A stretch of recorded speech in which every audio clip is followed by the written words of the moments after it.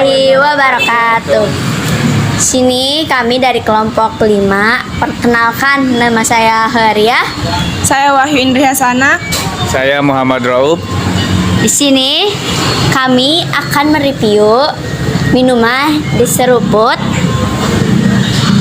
Alamatnya itu dekat kampus kami. Di sini kami akan mewawancari salah satu karyawan dari diseruput ini. Baik Kak, perkenalkan nama Kakak siapa? Nama saya Iqbal Rizky ya. Usianya berapa Kak? Usia 21 tahun. Mulai ke wawancara aja ya Kak. Oke. Sejak kapan dan sudah berapa tahun memulai usaha ini Kak? Untuk usaha ini sejak Agustus 2019. Berarti udah 3 tahun sih. Apa sih filosofi dari nama Deseruput ini gitu? Dari makna-maknanya gitu. Deseruput. Sini kan deseruput itu minuman ya. Berarti biasa orang kan ya untuk minum seruput itu kan ada suara tuh.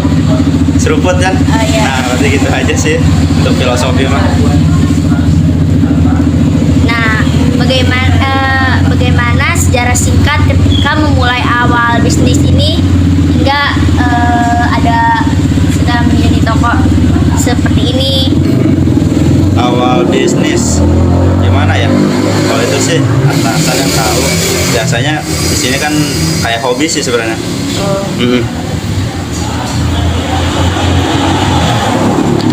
Apakah sudah ada cabang selain di sini Kak?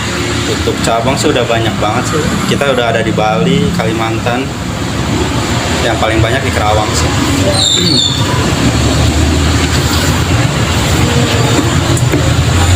Dalam perjalanan bisnis ini, apa aja sih kendala yang dialami?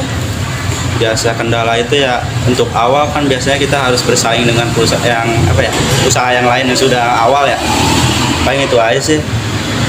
Bagaimana sih proses produksi atau jasa yang dilakukan? Apakah masih manual atau sudah menggunakan mesin? Di sini ada yang udah pakai mesin. Untuk manualnya kan di sini dari kita kan pakai powder ya untuk minuman, berarti ya kita tinggal ngeracik aja. Bagaimana pengelolaan tenaga kerja yang dilakukan di Deseruput ini? Pengelolaan tenaga kerja. Berarti ini tuh rekrutmen. Untuk rekrutmen sih di sini kita pakai email. Lewat email.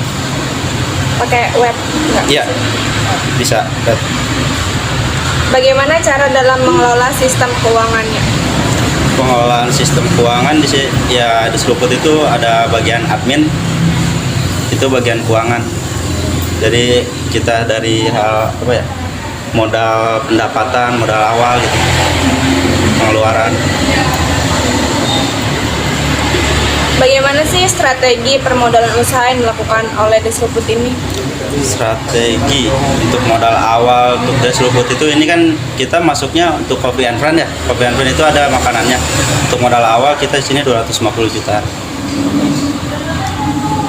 Bagaimana strategi pemasaran yang dilakukan oleh Deseruput ini? Pemasaran Deseruput yaitu lewat iklan sih.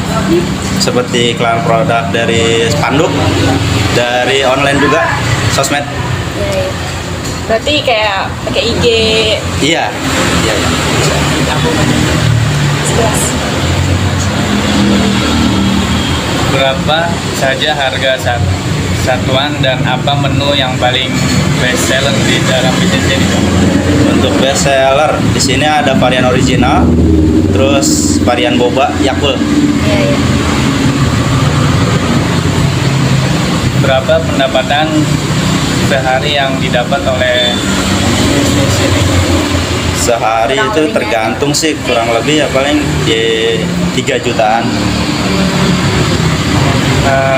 Dalam kondisi pandemi seperti ini, apakah ada perubahan atau kendala yang dialami oleh bisnis ini? Awal-awal pandemik sih itu terasa sih ke usaha tuh seperti penurunan pendapatan. Jadi seperti yang beli kan dikit juga yang datang sini. Paling lewat online banyak gitu. Kalau cara mengatasinya gimana, Pak? Cara mengatasinya ya kita menjaga kualitas produk.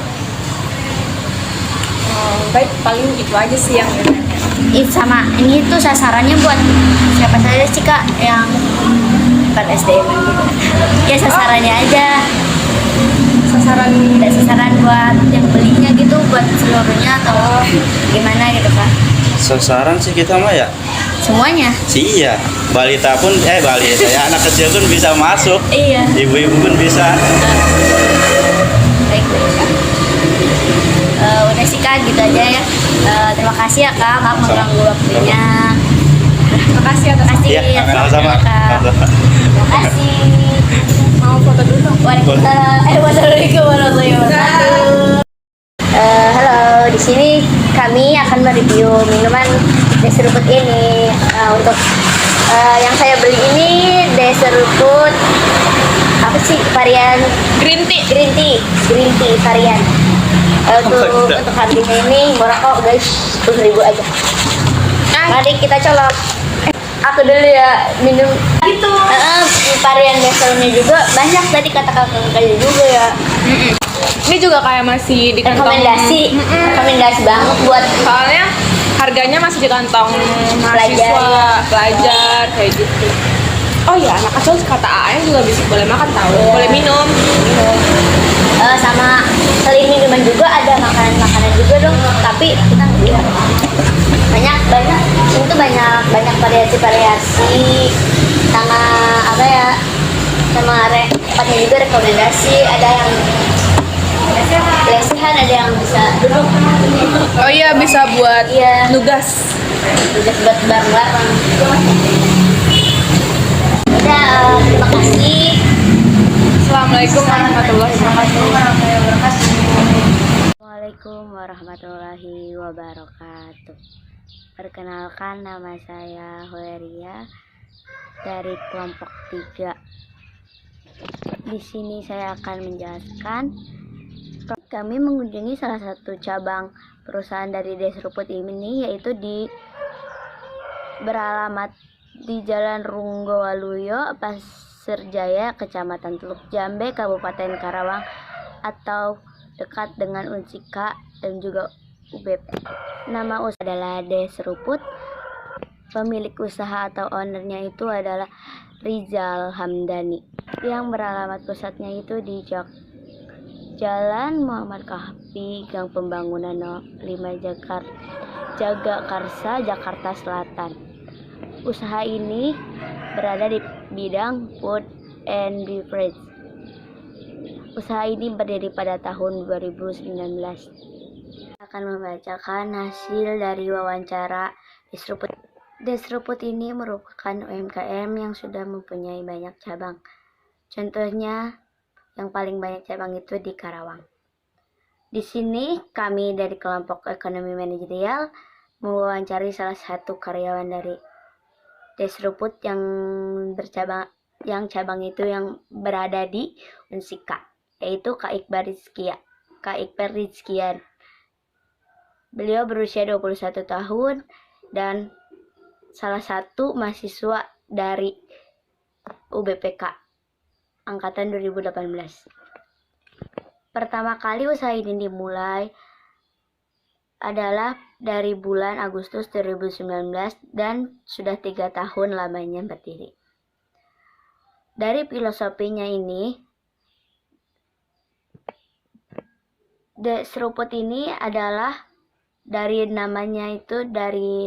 Desruput ini adalah karena bunyi khas saat kita meminumnya itu dari seruput. Nah, secara singkat, pertama kali usaha ini dimulai dari sebuah hobi pemilik. Karena hobinya dan ketekunan pemilik usaha ini banyak dikenal di kalangan masyarakat pada tahun 2019 sampai sekarang.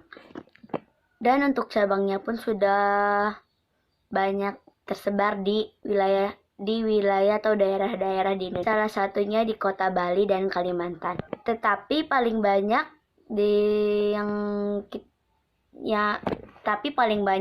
cabangnya itu berada di Karawang. Dalam bisnis pastinya ada kendala, yaitu untuk kendala awal dari berdirinya Desruput ini pasti harus bersaing dengan usaha-usaha yang lebih maju atau lebih duluan dari usaha Desruput ini.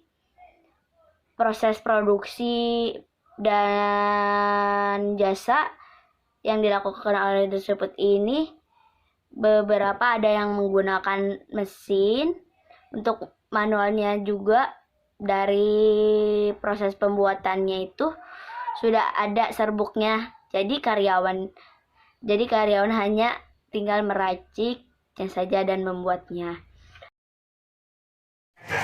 Desruput memiliki pengelolaan tenaga kerja dengan cara merekrut menggunakan email dan bisa menggunakan sebuah website resmi yang dimiliki oleh Desruput ini.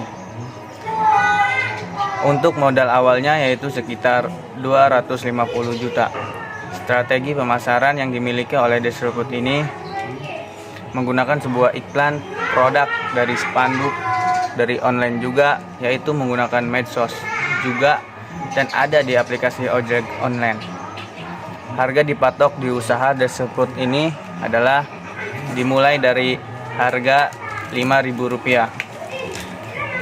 Desruput juga memiliki menu yang best seller, yaitu ada varian original, boba, dan juga Yakult.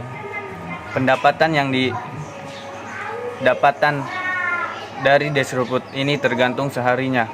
Mereka bisa meraup hingga 3 juta dalam kondisi pandemi seperti ini. Desruput juga sempat mendapatkan penurunan dalam penjualan. Cara mengatasinya, mereka dengan cara tetap menjaga penjualannya agar tetap dilirik para pelanggannya. Sasaran penjualan dari Desruput bisa untuk kalangan anak-anak juga, karena minuman Desruput termasuk minuman ada kandungan susunya. Assalamualaikum warahmatullahi wabarakatuh. Perkenalkan, nama saya Wahyu Indri Hasana. Di sini saya akan membacakan kesimpulan. Food and beverage merupakan usaha dalam bidang pelayanan, mengelola, memproduksi, serta menyajikan makanan dan minuman yang merupakan kebutuhan konsumen atau masyarakat, seperti di hotel, restoran, dan toko kios-kios yang usahanya di bidang industri F&B, dan dikelola secara komersial serta profesional. Dalam pengelolaan dan produksinya itu sudah ditetapkan dari perusahaan atau PT tersebut. Untuk menjalankan usahanya sudah diatur dalam peraturan perusahaan. Usaha ini juga menjadi peluang usaha yang cukup menjanjikan. Memang sangat banyak pesaing dari usaha F&B ini. Tetapi semakin banyak jumlah penduduk dapat membawa keuntungan untuk kita membuka usaha pada tahun sekarang. Karena dari perubahan ekonomi yang mempengaruhi semakin majunya usaha ini. Kita bisa membuka usaha awalan dengan coba-coba, tetapi jika banyak peminat, kita juga bisa mengembangkan usaha tersebut dengan cara belajar berbisnis dari pembisnis agar usaha yang kita buat bisa semakin maju. Selain itu, kita juga harus mempunyai tujuan atau strategi pencapaian saat memulai usaha.